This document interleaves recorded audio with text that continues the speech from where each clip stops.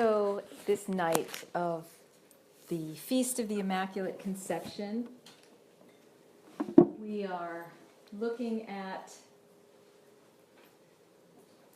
a very deep mystery that has really gotten glossed over, even within the Christian tradition. And this is Mary's own virginal conception. The fact that she was virgin born of Anne, her mother. So Immaculate Conception in the Catholic Church, they call this being born without sin. What they are de-emphasizing is the fact that she was actually born of her mother, or her mother conceiving without a man. That is the Immaculate Conception. And the reason it's immaculate is that there are certain things, energies that had to be in place in order for that to happen. First of all, on the part of Anne, and then secondly, on the part of the soul that she was calling in. So this is the mystery that we're going to look at now, and you can pass on to the next slide. So as Christy was showing, this material comes from my two books, The Cult of Divine Birth in Ancient Greece, and my second one, Virgin Mother Goddesses of Antiquity.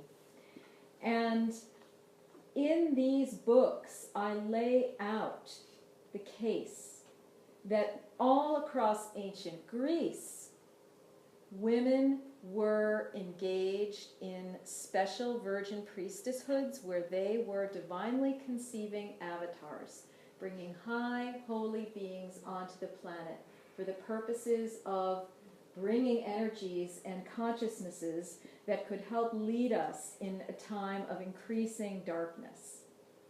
And this was not just in ancient Greece. It was in ancient Rome. It was in the ancient Levant coast, which is where we see Sarah, Anna, Mary, and Elizabeth. It was in North Africa, where we see the great queens of Egypt who conceived the pharaohs divinely. It's really all over the world if you know how to look. But tonight we're looking at the most famous one of all, Mary, and her conception by Anne. So what we see here is that in the Greek, the name Anna comes from the Hebrew Hannah, and that is translating into the English Anne. But what we note are that in this very name, Anna, Hannah, are similarities and linguistic connections with the Sumerian goddess names An, Nana, and Inanna, which some of you recognize as the great, great goddess who descends into the underworld to learn wisdom. And we even see this encoded in something as maternal as the word nonna in Italian. So what we're talking about is a great tradition of the Divine Mother here as being expressed through these living women. Next slide. And what we find out now, where is the story of Anna and her mother? It's not in the canonical Gospels, Matthew, Mark, Luke, and John.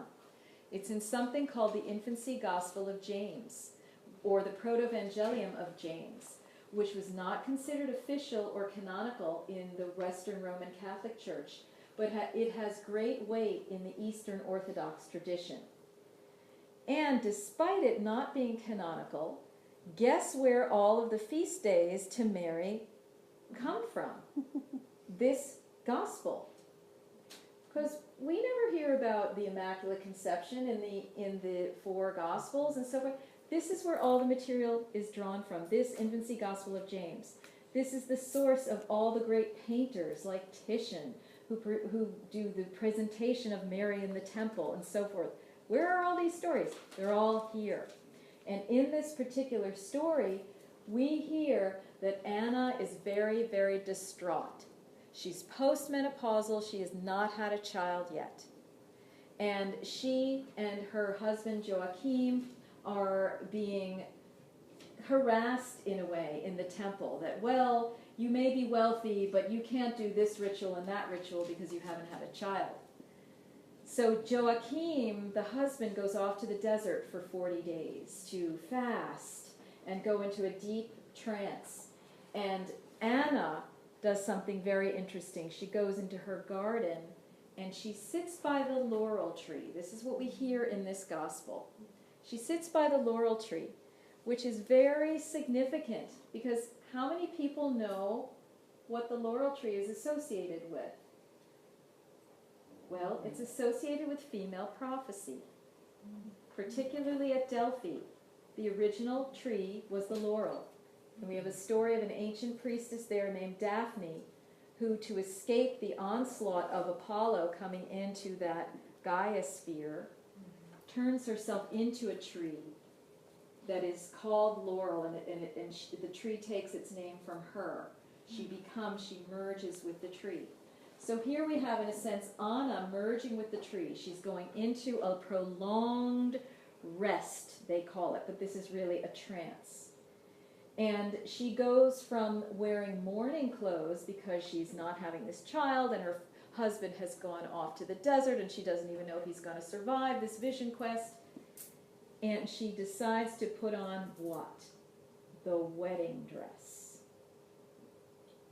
Why would she put on a wedding dress? Well, because she's going to a very special wedding. She's going to an inner divine wedding. This is the ritual. She's doing an inner tantra in an altered state of consciousness to conceive a child.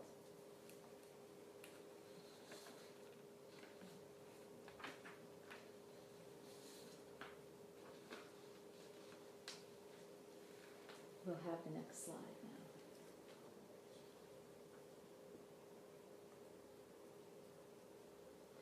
This is Daphne turning herself into the tree to escape the clutches of Apollo, which talks about a changeover from the feminine realm into the masculine realm, and the male gods taking over these oracular sites.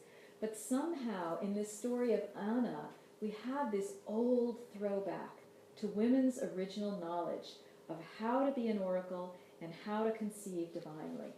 Next slide. Here is an image of her in this wedding garment. She's getting ready. And in this puts her in the tradition of Sarah, her ancestor, and the tradition of Persephone, who also goes into a wedding garment before she is connecting with the god Hades. Next slide.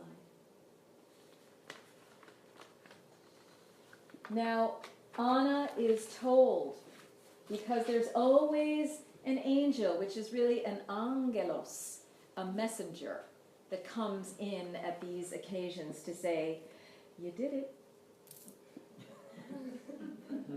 Yes, indeed. It has happened.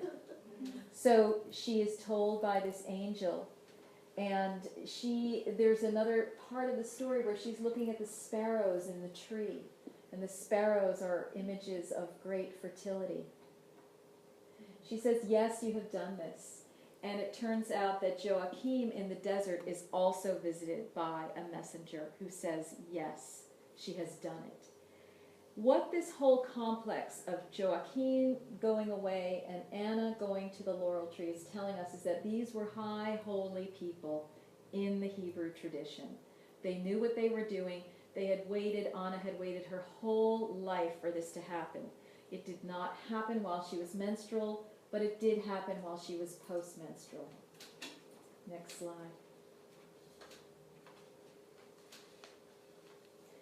So here we have one of the things that Anna does is she calls upon her great ancestress Sarah. And Joachim does the same thing. He calls upon the fact that Isaac was born to Sarah. If they could do it, could we not do it?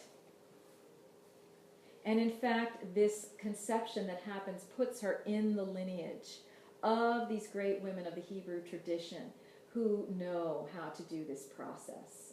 Next slide. So what we have is she gives birth to a girl.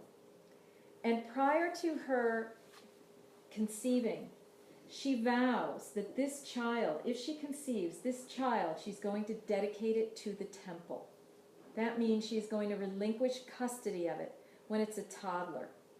And she's going to let specialized people take over the raising of this child. Specialized holy people.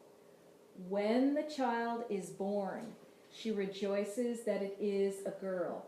And this is one of the very rare stories that we hear of, where a girl is the result of a virginal conception. This again is going back to the ancient way of the priestess conceiving within herself and becoming like the goddess and giving birth to the next female avatar onto the planet. So this is what's happening here. So Mary, this is her feast day. She's an immaculately born master. And she's going to live her life like a master. And the first clue we have in this direction is how she is named. She is named what we call Mary, but in the Hebrew Bible is Miriam. In the New Testament, Mariam. In the Greek, Maria. And what this name comes from, according to a scholar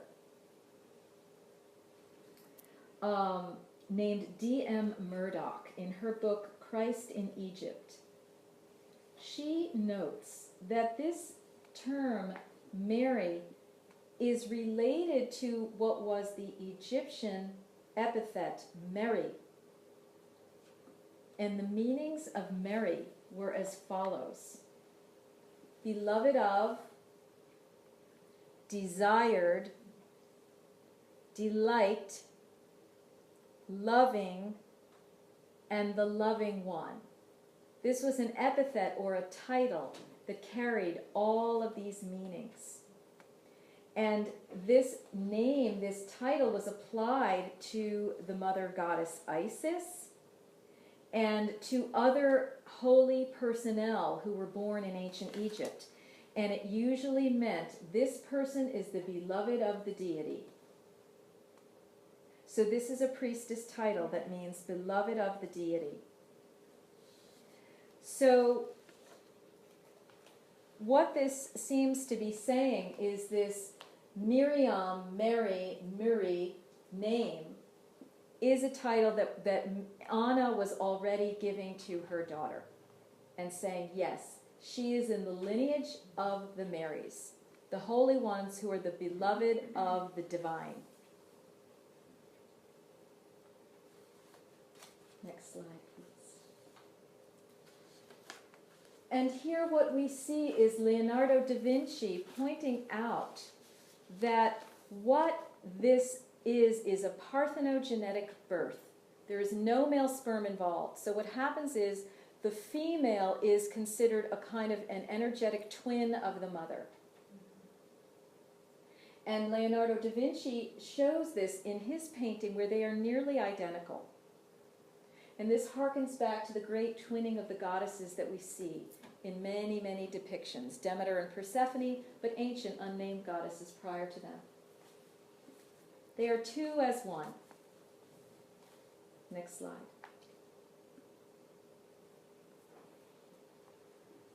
And so what we have is that we hear in the infancy gospel of James that Mary is raised in a very special way.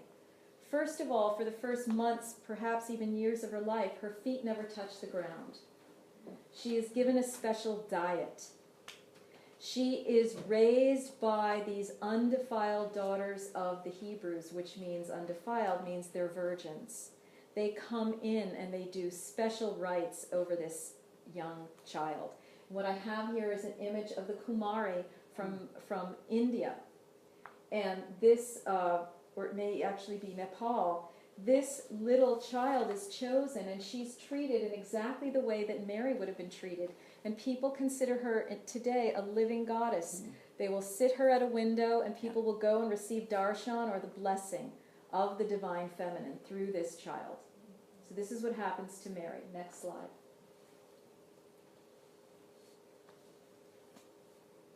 Now they bring her to the temple for a great blessing by the priests. This is at her first birthday. And they ask, God of our ancestors, bless this child and give her name eternal fame among all the generations. That's what's in this infancy gospel, thought to be written possibly around 175 of the Common Era.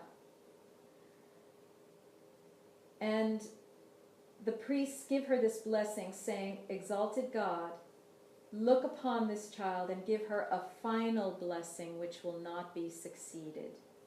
So the blessing upon blessing, the highest of the holy blessings. Next slide. And what happens next is that these divine virgins of the temple, ta samiantus, the undefiled daughters of the Hebrews, are the ones who are raising this child. Next slide. And this is telling us that there are virgins in the temple. There are women who understand what virginity is, that it represents eternal wholeness of the woman within herself. And that there is a tradition of these women who know how to train one another in this process. Anna was probably trained, but we don't hear that part of the story. Next slide. And when Mary is 2, there's thought of giving her over to the temple, but they decide to wait a year. And what happens is they give her over at age 3 to these undefiled daughters. These women take the child away at nighttime, and they surround her with lamps so that she cannot see her parents who are receding in the distance. And as it turns out, it says in this gospel that she never turned to look back. She just went peaceably with these women because she's already an exalted being. She's like the female Dalai Lama. And they were amazed. Next slide. And what happens next is that at 3 years old, she is presented at the temple. And they receive her with great fanfare and blessing. She dances on the steps. Next slide. And she continues to be raised with special food and a special diet. She's fed like a dove, it says. She's fed like a dove and receives food from the hand of an angel. So this is clearly, she's being given substances that are allowing her to open up her chakras, open up her third eye, and open up her connection with the divine fully. Next slide. And where our story pauses today is that at 12 years old, and she's still in the temple, she begins to have her menses, her menstrual period.